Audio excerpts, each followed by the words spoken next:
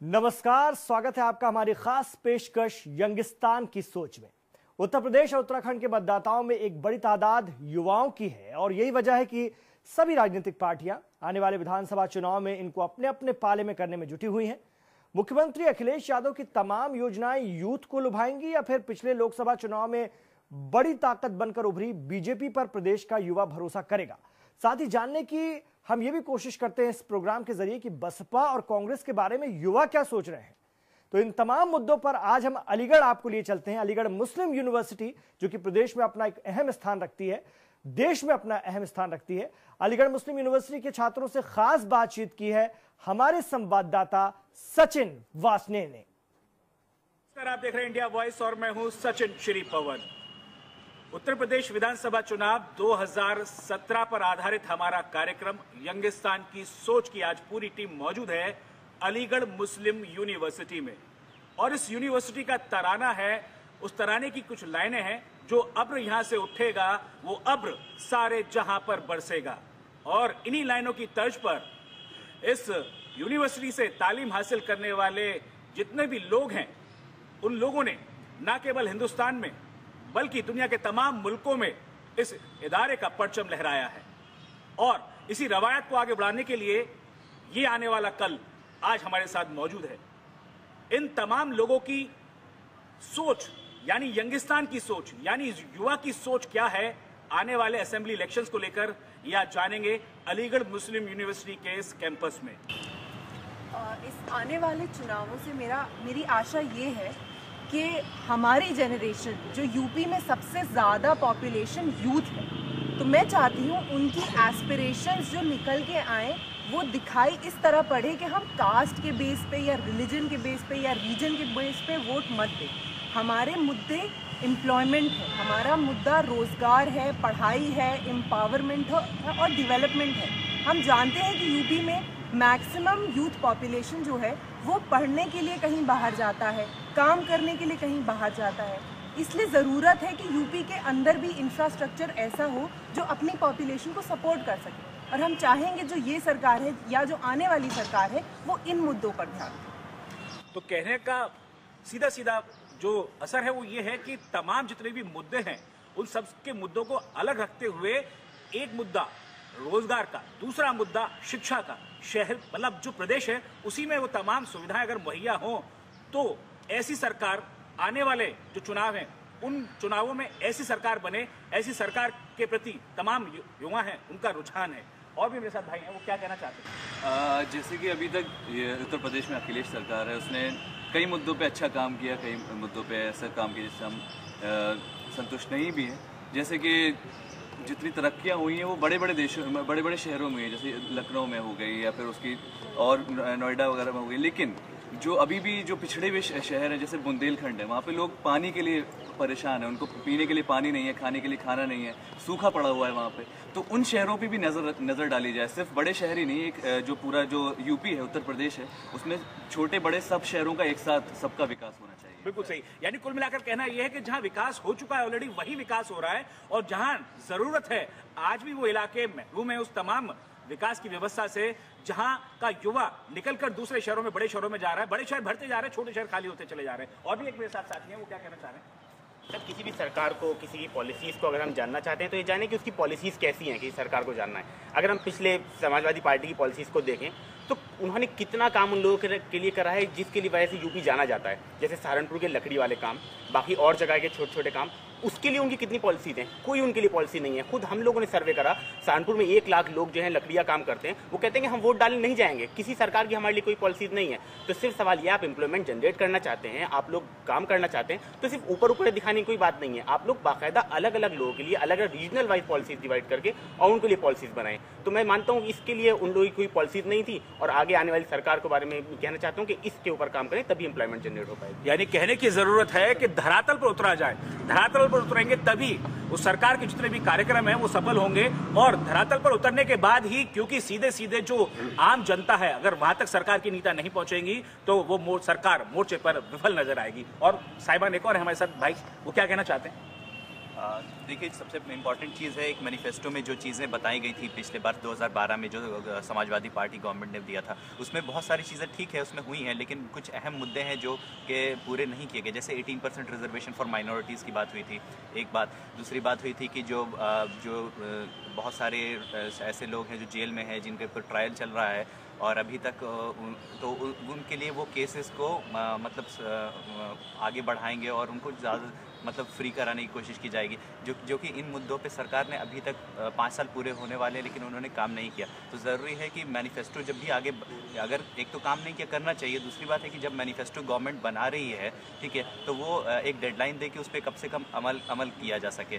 यानी लोक लुभावन वादे बहुत किए गए सरकार की तरफ से, लेकिन पूरा कार्यकाल पूरा होने आया, लेकिन उनमें कुछ वादे ऐसे रहे जो सिर्फ और सिर्फ जुमले रहे। मुझे ये लगता है कि जो सबसे इम्पॉर्टेंट मुद्दा है वो है क्राइम्स अगेंस्ट विमेन, जो यहाँ पे इस स्टेट में दिन ब दिन बढ़ता चला जा रहा है। हम आए दिन देखते हैं कि रेप्स हैं, चाहे डोमेस्टिक वायलेंस है, एसिड अटैक्स हैं, वो औरतों के खिलाफ इतना बढ़ता चला जा रहा है, उस पर कोई रोक नहीं है, वो इंक्रीजिंग रेट पे है।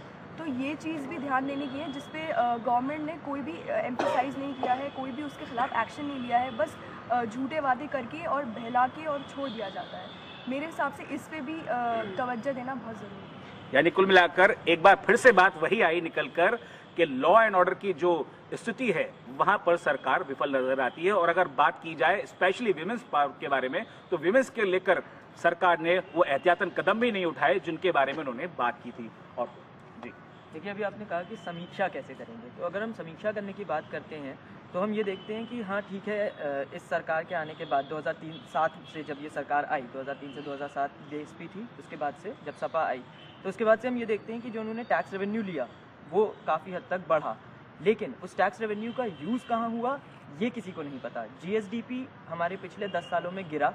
उसके अलावा क्राइम रेट, जैसे कि बाकी लोगों ने बोला, तो क्राइम रेट पर मिलियन के हिसाब से अगर हम देखें तो क्राइम ब्यूरो की रिपोर्ट में 56 रेप्स, 22 मतलब ऑलमोस्ट मर्डर्स।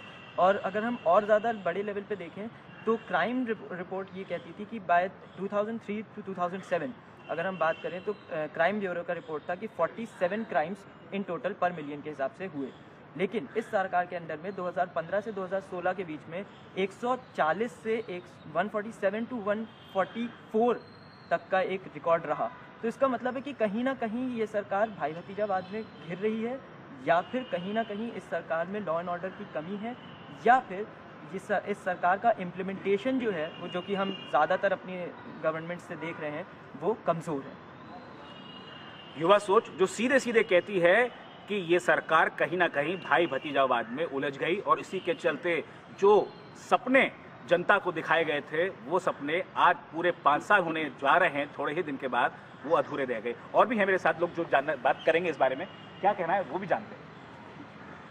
एक सबसे इम्पॉर्टेंट मैसेज जो देना ज़रूरी है हमारी तरफ से वो ये है कि हमारा जो यूथ है उनका इंक्लिनेशन किसी एक पॉलिटिकल पार्टी से नहीं है और किसी एक पॉलिटिकल पार्टी का अगेंस्ट नहीं है। We talk on policies and we talk on how good you can deliver on your promises. एक बात ये।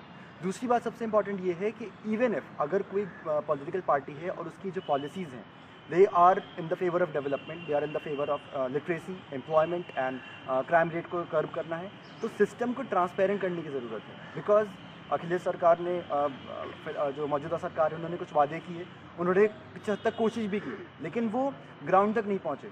और जैसा कि मेरे साथी ने कहा कि वो कुछ बड़े शहरों तक रुक के रह जाते हैं, मतलब जो गांव के लोग हैं जो परेशान हैं, जो आप ग्राउंड रियलिटी पे जाके हमने खुद मुलाकात की उन लोगों से, तो वो लोग परेशान हैं, उन तक वो फ़ायदा पहुंचता नहीं है क्योंकि सिस्टम की कहीं ना कहीं खराबी है। तो सिस्टम को ट्रांसपेरेंट करने की बहुत ज़रूरत है, ये एक इंपॉर्टेंट चीज़। तो कुल मिलाकर कहना है कि सरकार कोई भी हो, मौजूदा सरकार ही नहीं, सरकार कोई भी हो, जितने भी वादे और जो भी सोच सरकार की है वो बिल्कुल उसमें ट्रांसपेरेंसी होनी चाहिए, और तमाम तरीके से, चाहे नीचे से लेकर ऊपर तक और ऊपर से लेकर नीचे तक, हर तरीके से समानांतर तरीके से सरकार को विकास पर ध्यान देना चाहिए। और भी है मेरे साथ भाई, बताइए। जी, मैं इतना कहना चाहूँगा कि नेपोलियन बोनापार्ट का एक फेमस कोट है कि promise everything and deliver nothing. तो यहाँ पे जैसे हम बहुत सारे लोगों ने समाजवादी पार्टी की, जैसे ऑब्वियसली वो एक करंट गवर्नमेंट है, सिटिंग गवर्नमेंट है, तो उसकी क्रिटिसिज्म होता है। और जैसे उन्होंने अभी कहा कि हम किसी as students of the Aligarh Muslim University या किसी भी यूथ की बात करें तो हम किसी पॉलिटिकल एफिलिएशन के नहीं हैं, मगर हम जब अक्रॉस द पॉलिटिकल स्पेक्ट्रम आज देखते हैं, चाहे वो जो रेलेवेंट पार्टीज़ हों आज के ज़माने में, उन सब का कहीं ना कहीं इम्प्लीमेंटेशन में इफेक्टिव जो प्रोमिसेस मैनिफेस्टो वो 20, 30, 40 पेज के निकालते हैं, वो कहाँ तक वो फुलफ़िल कर पाते हैं is a question for all of us to consider. लंबे प्रोमिसेस कर देना इलेक्शन से पहले, और इलेक्शन जैसे नज़दीक आता है तो अचानक से 17 शेड्यूल कास्ट आपको शेड्यूल कास्ट में नज़र आती हैं। 5 साल से वो क्या अंडर प्रिविलेज नहीं थे? क्या उनको आपको याद नहीं आया कि वो शेड्यूल कास्ट में इंक्लूड होने चाहिए? ये सारी चीज़ें इलेक्शन के वक्त क्यों आती हैं?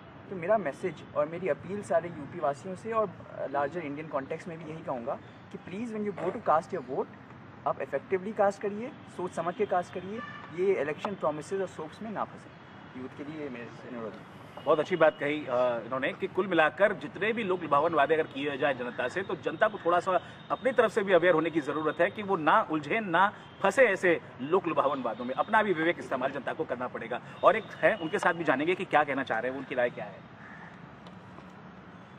जैसा कि यूपी में समाजवादी पार्टी की सरकार है, लेकिन ऐसा उसने कोई भी समाजवादी प्रोग्राम नहीं चलाया। जैसे शिक्षा के लिए शिक्षा अलीगढ़ में एक स्टेट यूनिवर्सिटी की ज़रूरत थी, जो कि आगरा में है, और काफ़ी इस पर मांगे उठाई गई, लेकिन इस पर कोई ध्यान नहीं है। अगर दूसरा हम जब रोज़गार की बात करते हैं, अभी फ़िलहाल यूपी में सफाई कर्मचारी के लिए तब पोस्ट निकली, तो most of the candidates from the BTech and BEd background थे।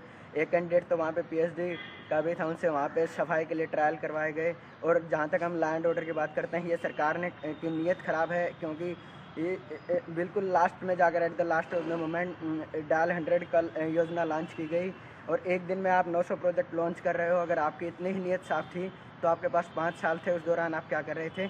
और जहाँ तक टिकट डिस्ट्रीब्यूशन की बात है, यूपी में 325 जो कि समाजवादी पार्टी ने टिकट बांटे हैं, उनमें से अगर हम देखें तो हर तीसरा कैंडिडेट एक जाति स्पेसिफिक का है, और बस मैं इतना कहना चाहूँगा। तो कुल मिलाकर टिकट जो बांटे गए उसमें भी भाई भतीजावाद किया गया, और जितने भी तुष्टीकरण की राजनीति है उस पर जोर ज़्यादा दिया गया। आम जनता है, स्टूडेंट्स हैं, सब जानते हैं, लगता है उम्र कम है लेकिन सोच बहुत ऊंची है। अखिलेश सरकार का ये कहना है कि हम विकास पे चुनाव लड़ेंगे। अगर हम पिछले साल पूरे साल रिकॉर्ड दे रहे हैं अखिलेश सरकार का, तो मेडिकल कॉलेज की जितनी बढ़ोतरी हुई है वो सच में काबिल तारीफ़ है, क्योंकि अब यूपी में जितने मेडिकल कॉलेजेस हैं वो किसी भी स्टेट में नहीं है। पर अखिलेश सरकार ने वहाँ पे पेशेंट्स पूरे रहें इसका भी पूरा इंतजाम कर लिया है, क्योंकि क्रिमिनल रेट जो है वो बिल्कुल हाई जा चुका है। यानी एक राम वृक्ष, आप लास्ट ईयर का केस देख लीजिए, राम वृक्ष किसी सरकारी ज़मीन पर कब्जा करके बैठा हुआ है, सरकार को खबर तक है, पर सरकार एंड वक्त पे एक्शन लेती है जब बिल्कुल सिचुएशन आउट ऑफ कंट्रोल चली जाती है। आप खुर्जा एक्सप्रेसवे का देख लीजिए, खुर्जा एक्सप्रेसवे पे मात्र 200 मीटर की दूरी पे एक पुलिस स्टेशन है, तब भी किसी महिला के साथ और उसकी बेटी के साथ रेप हो जाता है। तो सरकार, मैं मानता हूँ सरकार के काम काबिल तारीफ़ हैं, क्योंकि सरकार डेवलपमेंट कर रही है, पर सरकार बेसिक चीज़ जो एक सिटीज़न एक्सपेक्ट करता है कि हाँ मुझे लॉ एंड ऑर्डर सही चाहिए, मुझे अपनी ज़िंदगी खुशहाल बनानी है, पर उसमें फेल हो रही है क्लियर तरीके से। तो हम बेसिक सरकार से यही चाहते हैं, नेक्स्ट सरकार जो हमारी बने वो लॉ एंड ऑर्डर और डेवलपमेंट को साथ एक बैलेंस क्रिएट करके चले, इक्विलिब्रियम बना के चले। क्योंकि एंड वक्त पे अब ये डायल 100 पुलिस जैसे कि ये इम्प्लीमेंट कर रहे हैं, इन्हें एंड वक्त पे क्यों याद आए कि हम डायल 100 पुलिस, क्योंकि इलेक्शन लगे हुए हैं, इन्हें एंड वक्त पे क्यों याद आए कि हमें जातियों को यानी 17 जातियों को ओबीसी कैटेगरी में डालना है, क्यों? इलेक्शन आ रहे हैं, साथ में जाति कार्ड खेला जा रहा है, रिलीजन कार्ड खेला जा रहा है, और साथ में लॉ एंड ऑर्डर को सही दिखाने की पूरी कोशिश की जा रही है। तो नेक्स्ट सरकार से यही चाहते हैं कि सब चीज़ों का इक्विलिब्रियम बना के चलें। तो सुना आपने, यानी कुल मिलाकर इत्तेफाक रखते हैं, युवा पीढ़ी इत्तेफाक रखती है अगर सरकार ने कुछ फायदेमंद चीजें की हैं जनता के लिए, और वहीं ये वो युवा पीढ़ी है जो तंज कसने की काबिलियत भी रखती है। सीधे सीधे भाई ने कहा कि सरकार ने मेडिकल कॉलेज बहुत बनाए, लेकिन वहां पहुंचने वाले मरीजों की संख्या कैसे बढ़ेगी उसका भी पूरा इंतजाम किया। सर मैं ये कहना चाहूँगा कि हमारे उत्तर प्रदेश में जिस हिसाब से यूनिवर्सिटीज़ और कॉलेजेस खुल रहे हैं वो काबिल तारीफ़ हैं, लेकिन उनके स्टैंडर्ड्स क्या हैं? हमारे पास जितने एजुकेशनल इंस्टीट्यूशंस हैं वो किसी भी कोई भी यूनिवर्सिटी आप उठा के देख लीजिए इंडिया की, वो टॉप 500 वर्ल्ड की रैंकिंग्स में नहीं आती। एमयू भी 500 के नीचे आती है। ऐसा क्यों है? क्योंकि हमारे जो यूनिवर्सिटीज़ और एजुकेशन के जो प्लान्स रहते हैं उसमें इंटरफेरेंस बहुत आता है डिफरेंट पॉलिसीज़ का, गवर्नमेंट्स का, जबकि एजुकेशनल इंस्टीट्यूशंस को पॉलिटिकल इंटरफेरेंस की ज़रूरत नहीं है, उनको फुली खुद फंक्शन करना चाहिए। और इसकी वजह से होता ये कि हमारे एजुकेशन इंस्टीट्यूशंस कहीं पीछे रह जाते हैं। और ना ही कोई कोऑर्डिनेशन है कि गवर्नमेंट जो एजेंसीज हैं, बहुत जो कंपनीज़ हैं जो स्टूडेंट्स के साथ मिलकर रिसर्च प्रोजेक्ट कर सकें, और इस तरह की चीज़ों का कोई मतलब चलन ही नहीं है। और जब इस तरह की चीज़ों की वजह से अमेरिका और चाइना और सऊदी अरेबिया, जिनके पास यूनिवर्सिटीज़ जो आज वर्ल्ड के टॉप 100 में आती हैं, अब इंडिया के पास है ही नहीं, जबकि इंडिया उनसे पहले आज़ाद हुआ था। इंडिया में एजुकेशनल इंस्टीट्यूशन का जो शुरुआत थी, नालंदा यूनिवर्सिटी हमारे पास कितनी 800 साल से ज़्यादा पुरानी यूनिवर्सिटी है, लेकिन तब भी आज उसकी इतनी बुरी हालत है कि हम सोच नहीं सकते। यानी कुल मिलाकर कहना यह है कि सिर्फ और सिर्फ ओपनिंग सेरेमनी ना हो, स्टैंडर्ड्स का भी ध्यान रखा जाए, ताकि जो एम है हिंदुस्तान का, उसमें उसको वो जो अपना लक्ष्य पाने में सफलता हासिल हो। जी, जहाँ तक कि हम लोग बात करें यूथ की, ठीक है, यूथ में सब वो लोग आते हैं जो कि जिनके पास फ्रेश माइंड और बहुत ही गर्म खून है, ठीक है। अगर हम लोग बात करते हैं लखनऊ की, तो वहाँ पे जितना पैसा इंफ्रास्ट्रक्चर में लगाया जा रहा है, जैसे कि जब मायावती का टाइम था तो अंबेडकर पार्क में जितना पैसा लगाया गया, फिर उसको रिनोवेट करने में जितना पैसा लगा, उतना ही पैसा अगर एक इंस्टीट्यूशन या एजुकेशनल पर्पस पे लगे तो उस पर फ़ायदा ज़्यादा। स्कॉलरशिप निकाल लें, फिर उसके लिए इतने अच्छे कॉलेजेस भी उसमें इन्वेस्ट करिए ताकि उस पर भी काफ़ी इफेक्ट पड़े। वेरी गुड जी। हाँ, अगर हम समीक्षा पर वापस आएँ तो किसी भी मैनिफेस्टो से किसी भी पार्टी की समीक्षा नहीं की जा सकती। हमारा इतिहास, भारत की पॉलिटिक्स का इतिहास ऐसा है कि मैनिफेस्टोस कभी पूरे नहीं किए जाते हैं। सो अगर इस सरकार की समीक्षा करनी है, कुछ पॉलिसीज़ ऐसी थी जो अच्छी इफेक्टिव रहीं, जैसे 102 और 108 एम्बुलेंस सर्विस, वो बहुत इफेक्टिव पॉलिसी थी, लेकिन काफ़ी पॉलिसीज़ ऐसी थी जिनको ऐसे ही छोड़ दिया गया। ये सरकार प्रोग्राम्स बहुत लाई, लेकिन उनका इम्प्लीमेंटेशन बहुत ही ज़मीनी तौर पे बहुत कम हुई। 102, 108 पॉलिटिकल, यानी कह सकते हैं कि फीते बहुत काटे गए, लेकिन फितरत नहीं रही जो फीते काटे गए थे उन वादों को पूरा कर सके। उन्होंने अपने मैनिफेस्टो में कहा था लैपटॉप डिस्ट्रीब्यूशन के लिए, उन्होंने वो पूरा किया, लेकिन उससे पहले ये नहीं सोचा है कुछ विलेजेस में इलेक्ट्रिसिटी तक नहीं, तो उस चीज़, यानी लैपटॉप तो बांट दिए लेकिन लाइट ही नहीं है तो लैपटॉप कैसे चलेगा, बैटरी है ना। देखिए, इस पर्टिकुलर गवर्नमेंट के साथ सबसे बड़ी इंपॉर्टेंट चीज़ है कि नेपोटिज्म है, भाई भतीजावाद जिसको कहते हैं, वो बहुत ज़्यादा। आप देखिए, डिम्पल यादव एमपी हैं, सुप्रीमो साहब एमपी हैं, और उनके भाई जो हैं वो उनमें टशल भी चली थी। गवर्नमेंट में आपस में भी कोऑर्डिनेशन नहीं है। पहले मुख्तार अंसारी के साथ आप कोऑर्डिनेशन एक बना लेते हैं, फिर आपस में आपकी लड़ाई हो जाती है, फिर आप साथ में आ जाते हैं। तो इस तरीके से अगर सरकार में आपस में ही आपकी पार्टी में कोऑर्डिनेशन नहीं होगा तो फिर आप पॉलिसीज़ क्या इंप्लीमेंट करेंगे और फिर उसको आगे क्या बढ़ाएंगे। तो ये चीज़ बहुत ज़रूरी है कि इस गवर्नमेंट आपस में जो उनका कोऑर्डिनेशन है वो बेहतर हो। तो कुल मिलाकर कोऑर्डिनेशन की भी कमी रही, और जैसा कि बात अभी इन्होंने कहा कि लाइट नहीं है, लैपटॉप बांट दिए गए, तो मैंने भी कहा था कि चुटकी ली मैंने कि बैटरी है, लेकिन सरकार ये भूल गई कि बैटरी भी लाइट से रिचार्ज होती है।